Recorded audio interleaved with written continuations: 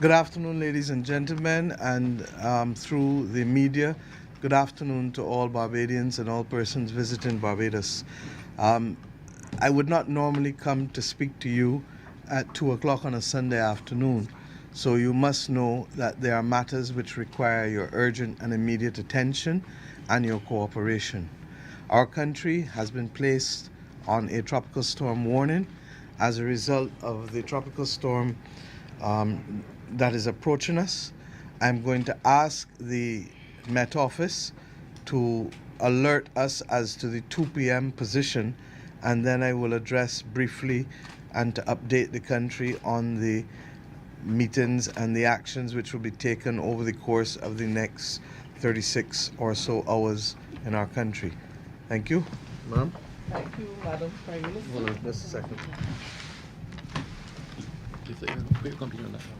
Thank you. Thank you, Madam Prime Minister. As we are updating on Tropical Storm Dorian, the 2 o'clock position is 11.3 degrees north, 53.4 degrees west, or about 430 miles or 690 kilometers to the east-southeast of Barbados. The system continues to move westward at 14 miles or 22 kilometers per hour, with maximum sustained winds of 40 miles per hour, 65 kilometers per hour. On this track, the system is expected to pass very near to the south or over Barbados in another 36 hours. That's around tomorrow night at 8 o'clock. The center of the system is expected to pass just south of Barbados. We are at 13 degrees north and 59.5 degrees west, approximately. And that places the system very, very close to the south on the southern periphery of Barbados. The Hurricane Hunter is supposed to go into the system tonight around 8 o'clock, and at that time you will have a better fix on the actual position of the system and whether the track will continue on the projected track that we have right now, and also maybe something on the intensity. Thank you very much.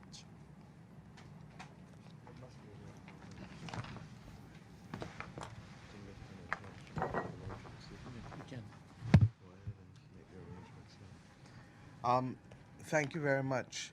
Ladies and gentlemen, it is absolutely clear that the coordinates of this storm are not favorable, and that we as a nation must now do everything to prepare. Over the course of the last few hours, I've met with all of the key entities within the public and private sector in order to mobilize and to have Barbados on a state of readiness.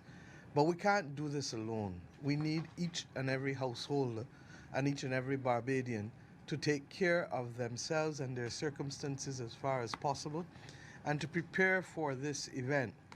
The one thing that the Met Office has reinforced with us is that the ability to predict the intensity of the storm is not very good, and therefore it can strengthen on us over the course of the next few hours. And indeed, many of you may recall that Maria went from a Category 1 to a Category 5 storm in just over 24 hours in Dominica. So that this is nothing to take lightly. We also believe that the fact that the coordinates of the storm are likely to bring it south of Barbados, when we look at history, this is when our country is at its greatest risk. And to that extent, therefore, we have to take it seriously. The other matter that has clearly become evident is the fact that we expect it to be here sooner rather than later, and that rather than early Tuesday morning, as had been contemplated yesterday, as you are hearing from the Met Office, it is likely that the eye of the storm will pass just over Barbados early into tomorrow evening around 8 p.m. This can change, and therefore we are asking everyone to remain connected to all media outlets and social media outlets in order to be able to get credible and real news. The GIS site needs to be followed, We are conscious that we live in a world of fake news, and I would ask persons, therefore, to follow the major news outlets: Nation, Advocate, CBC, VOB, Barbados Today, Loop News, and of course, as I said, Government Information Service. We also recognize that we are going to have to put in place arrangements for continuous updating throughout the night. The reconnaissance aircraft is expected to go into the system at 8 p.m. tonight, and we will therefore have a better sense of how and when the system is likely to affect us. Barbadians therefore need to stay tuned tonight to their communication devices so that in the event that it is either more intense or less intense, we hope, or that it is moving quicker and likely to arrive here sooner than we're anticipating, then we need to make adjustments. At this point in time, the country will remain open tomorrow morning, but if after the reconnaissance aircraft goes in and we need to make adjustments to the shutdown policy, we will do so. At this point in time, we anticipate that the country will shut down by midday. The bottom line is that we do expect some outer bands, Met Office, and some squalls that may affect the country.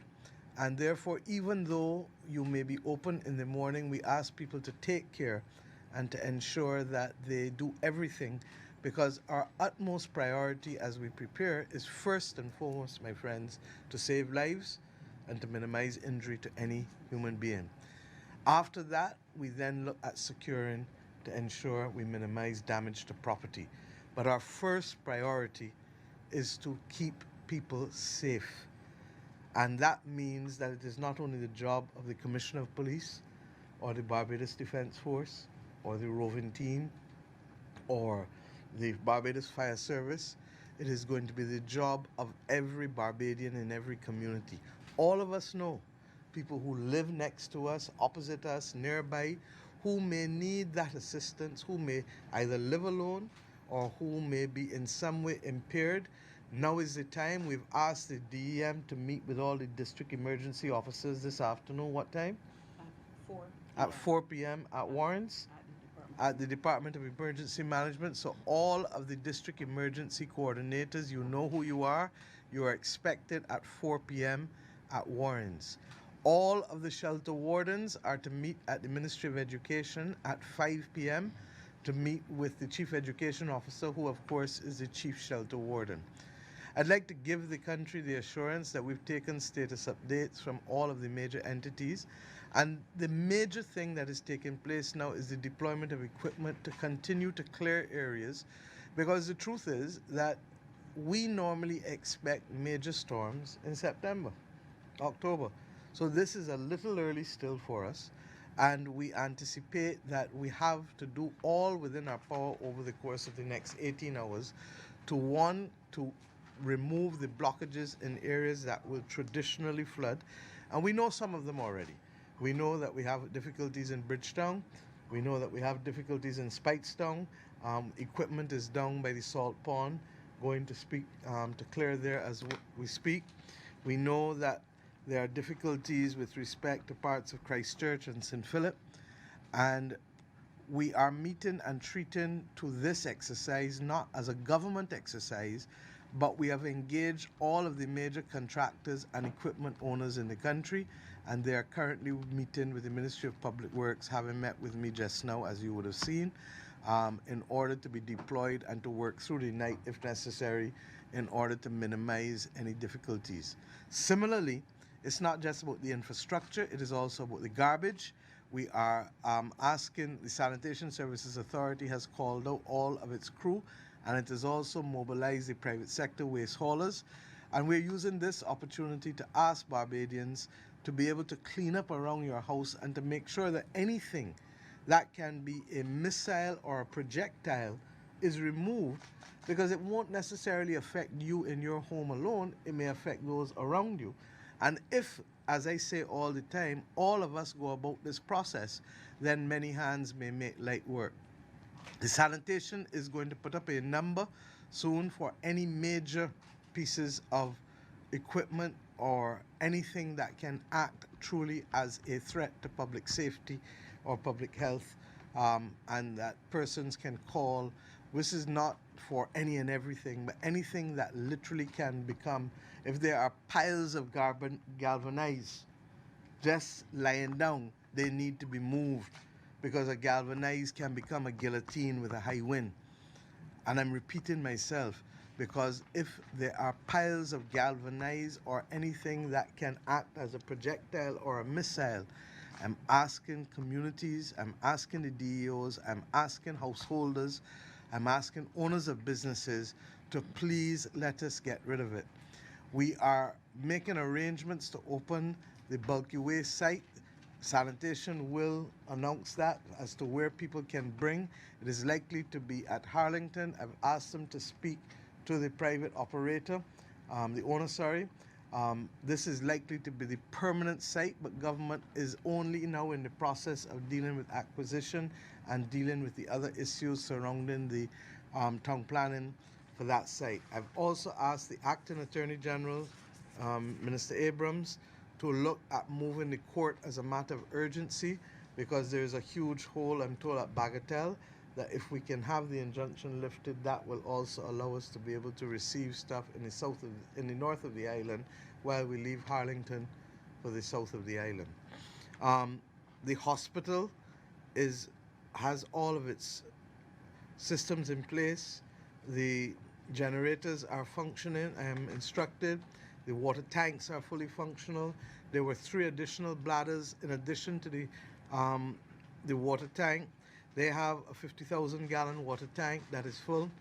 They actually had imported 3 additional bladders, and they're in the port. We're making arrangements to get each of those bladders out, because each one will hold an additional 9,000 gallons. Similarly, we have asked also that the other hospitals, the St. Lucie District Hospital is being evacuated this afternoon, and persons will go to the Gordon Cummins Hospital and the Geriatric Hospital from there. The other place that will be evacuated is the Elaine Canterbury Center, and those persons will go to the Psychiatric Hospital.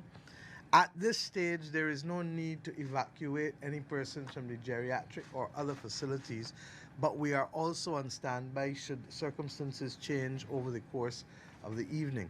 The other thing that the Met Office didn't specifically say just now is that we expect the surf to be considerable, about 6 to 12 feet, 2.5 to 3.5 meters. And the Ministry of Maritime Affairs and Blue Economy and the Fisheries Division has made arrangements for haul-up to take place at Pile Bay and Bay Street. And Port Ferdinand and Port St. Charles are prepared to take in vessels this afternoon for safe harbor. And we are asking fishermen to consider taking the actions early enough, and boat owners to take the actions early enough such that they can bring their equipment and vessels to safety. And if there are any challenges, we are in a position to deal with it sooner rather than later. I actually passed by the sea, and the sea is actually quite calm and brilliant. But I want to say to Bajans, look, it's Sunday afternoon. It is 2:30. Pause. If you were sleeping, if you were eating, whatever you were doing, focus on just getting yourself ready at home. The first responsibility for yourself is by you. That's why in an airplane, they tell you to put the seatbelt on you first. Once you get that done, then you can resume whatever relaxation you were engaged in or alignment you were engaged in. But let us get out of the way in the next few hours. The cleanup around our house and the preparations. As a result of these developments, we've asked the private sector to speak to the supermarket owners. A few of them have already confirmed that they will extend their opening hours from 5 o'clock this evening to 9 p.m. tonight. And therefore, we are asking that whatever you can do today, do today. Because we do not know if this storm will quicken And if it does, we do not know what you will be able to do realistically in the morning if, when the reconnaissance aircraft visits it, it presents a dimmer picture than we currently have. I'm also asking that if you have to get medication, and I'm asking the pharmacist to facilitate as well, that we get those things out of the way today, because we do not know what happens in the aftermath of a storm should it be sufficiently bad. Let me remind persons that Janet, even though I was not born, I have ears to listen and to learn, that Janet passed to the south of Barbados. That when Ivan hit Grenada, it was coming to Barbados, I remember, as Minister of Home Affairs, and at the last minute it veered off and created utter devastation in Grenada. I am asking you, I'm asking us, let us each play our part in getting the cleanup done and in the preparations with respect to food, batteries, water, medicine, and other critical documents for those who have to be moved into shelters. The shelters, the GIS will be shortly circulating the revised list of shelters. There are 2 or 3 schools that would hitherto have been on the list that are being repaired, and by the same token, we are lucky that school is off, so that if we need to expand capacity at any school, we are in a position to do so, because there's no current tuition taking place in the schools. The Transport Board buses will remain operational until midnight tonight, and will start back at 5 a.m. Obviously, we will ask for those who have to work late this evening that arrangements be put in place to have workers be able to get home, and let us use the brotherly and sisterly spirit that we need. The bottom line is that if we can give somebody a lift and to help them get where they need to go in the next 18 hours, do it, rather than putting all the load. The bus availability at the Transport Board is actually reasonably high. It's at 75 today, but we've also asked that the Transport Authority mobilize and to know immediately who are some of the private sector operators that can help supplement as we go forward. Buses will also be pre-positioned for after the storm in the event of any issues, so that people can get urgently if they need to get to critical care facilities or wherever urgently. The supermarket, as I said, will be open until 9 p.m., but we also need to have pharmacies also available. And to the extent that there are any community or other businesses who are in the business of pharmacies that are hearing our voices, please try to facilitate your communities and your customers as far as possible this afternoon, this evening, because we do not know what tonight will bring in terms of our messaging. I would like to believe you me, that this is a desktop exercise. And I pray, even as we speak, that this is a desktop exercise. But we have to plan for the worst and hope and pray and prepare for ourselves to protect ourselves. And I'm asking all Barbadians so to do. With respect to I'm told by the Barbados Light and Power that the major issues that they were facing at Spring Garden with respect to generation have been fixed this weekend, and therefore the only issue that Barbadians should experience is that in those pumping stations where generators are being installed, they will have to turn off the power for about 3 hours in order to install the generating capacity for some of the stations. The truth is that we are significantly in a better position with respect to generators and water tanks this year than we were a year ago. A year ago, we had virtually none at our pumping stations. Our schools that we've put in didn't have. With respect to the water tanks, the hospital and a number of other key facilities were challenged in every respect. We've asked the Barbados National Terminals Company Limited to play a coordinating role with the key entities to ensure that everybody tops up with fuel this evening, and clearly in your own house, wherever possible, without there being a sense of panic, that we just prepare ourselves for this storm. We're also asking, the head of the civil service has advised that we would like to have all permanent secretaries and heads of department and chief technical officers report to their offices this afternoon and to secure all of government's equipments and files, because once again, while we are not declaring a shutdown before midday tomorrow, because of the difficulties of prediction, we want to have government offices secured this evening rather than leaving that until tomorrow morning. So all permanent secretaries, all heads of department, all chief technical officers, if you feel that you have seen one and they may not hear this bulletin or my voice, remind them that there's a message for them to come down, please, because we know it is Sunday afternoon. Are there any other issues? Minister Hinkson? Thank you, Prime Minister. Are there any other issues we've think left no, out? Because I want people to I get don't out into believe the so. field. No, I think just to reiterate that we're asking everyone to be prepared, for the worst, and let's hope for the best. Okay. Thank you. Acting AG? None. Prime Minister. Okay. Commissioner, is there anything you want to say at this stage? I'll send down to the Commissioner, please. Actually, Commissioner, come here. You see, we don't have a fancy cabinet room, so we still do things by hand. Sorry? You what? Yeah, well, we don't want mash up. We use Good afternoon, Prime Minister. staples because we don't want mash up the beautiful mahogany either. Commissioner? Yes, Thank you. I would really just want to take this opportunity to appeal to Barbadians to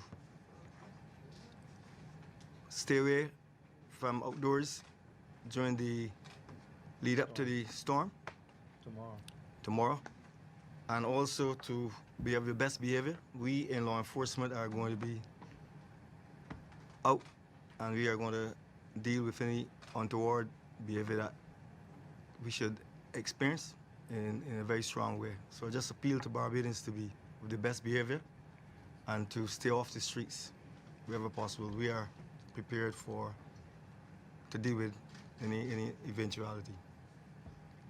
In other words, no joyriding. No, you're right. That was you sit there, sir. That was a long way to say, look, the temptation for young and old to joyride is always there. But believe you me, that's the basis from which accidents happen. And I'm asking people, I keep saying, I have a very simple phrase again, when you're dead, you're dead. So please ask people to stay inside once tomorrow comes, if you are, and the shutdown comes. Once the shutdown comes, there is no basis for you to be on the road. You're not a member of the emergency services. You have no calling on the road. Stay inside and get some rest until the all clear is given. But this afternoon, tonight, and tomorrow morning, hopefully, will be the last finishing touches of getting everybody ready. It makes no sense. And believe you me, I know what it is to be in a hurricane. I was in Gilbert, which was one of the worst to have hit the Caribbean, and certainly Jamaica. Jamaicans didn't believe that it was coming. The night before, when I asked about it, no hurricane, no, Jamaica. Jamaica's safe. And by the next day, Jamaica was experiencing horrendous damage, horrific damage. I'm asking persons, please, that if you know that there are people living alone, if you know that you have family living alone, you can always fix back a house. You can't give back life. So bring those persons to stay with you, or if they don't want to stay with you and they need to go to the shelter, make the arrangements and let them carry what is needed there. I don't know how many different ways to put it. With respect to the tourists, the Barbados Hotel and Tourism Association has its protocols in place. In addition to their own plans to be able to assist one another as hoteliers, the LESC is also available for any tourist spillover that we have from the hotels as a shelter, and therefore they are working towards that. Particularly with the coastal damage, most people may not realize that one of the most costly systems to have affected this country in the last 30 years is in fact more Tropical Storm Lenny, where the coastal damage was devastating, even perhaps more than Tomas that focused on land. So the coastal areas and the coastal division has advised us that the beaches on the east and the southeastern coast are at their narrowest this time of the year because of the sargassum, and therefore they are at particular risk to this storm, and we need therefore to be conscious and cognizant about it. Similarly, the airport will await further information before they look at any shutdown of the airport. The Bridgetown port also has all of its protocols in place, and at this stage now, it is for all of us, those in government who know what we have to do this afternoon and tomorrow, we do it, and for every household to have their checklist and tick it off and make the calls and go to who you have to go to or collect who you have to collect and let them stay with you either from tonight or definitely first thing early in the morning. But if you listen to tonight, you'll understand whether you need to be moving anybody out earlier than the anticipated. As it stands, the IMAM is still on course for 8 o'clock tomorrow, just literally to the south of Barbados. And that was the flashpoint for me, that we need to be on full high alert, not just tropical storm warning, but full high alert. And we can only do this together. We can only be successful if we do this together. This is not a government of Barbados exercise. This is an exercise of all Barbadians pulling their weight in defense first of life, in defense of limb, in defense of property, in defense of law and order and security. The other thing that I want to say, and the Commissioner is absolutely correct, there is absolute high alert for the police and the BDF, because once that shutdown comes, they will take seriously anybody who is on the road who ought not to be on the road, or anybody who is engaged in behavior that puts either themselves or others at risk. I'd also like to make a call. When you go through communities, there are a lot of houses, for example, that may still have blocks falling down, galvanized and roofing material. Let us agree across every block and community, and I hope some of the blocks listening to me now too, that wherever you see that, from St. Lucie to St. Philip, from St. John to St. James, for the next few hours, let us get access to whatever nails and whatever you need to do to at least try and secure that, because the worst thing is a projectile or a missile or flying galvanized. And I'm not asking you, I'm telling you. So let us, wherever possible, try to secure those parts of the roofs that are likely to be loose. I don't know if there's anything we've left out, Minister Jordan. I'm going to do a very unusual thing, because the country must know that we have our first responsibility to do the works to take care of ourselves. But I also believe that this is a Christian country, and that in addition to that, today is the Sabbath for perhaps the majority of people who live in this country. And I will ask Colin Jordan, who is an elder in his own church, I asked him to pray just as we dismiss the public officers, but I'd like him to do a short prayer that can go fully to the nation now, but to understand that prayer without works will not get us anywhere, so we need both. So at this stage, before I pass over to Minister Jordan, I'd like to say to all Barbadians, let us work together and let us prepare as best we can for Tropical Storm Dorian, it is? Dorian. I can't remember things with D's easily, but Dorian. And let us make sure that as we prepare, that we focus not only on ourselves, but our family, our neighbors, and our community. And may God guide us as we go through the next 36 hours as a nation.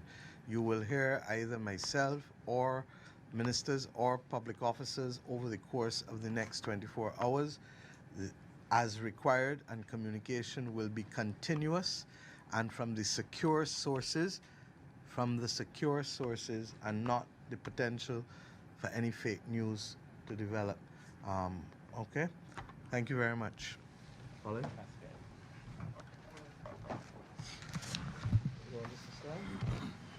Not necessarily.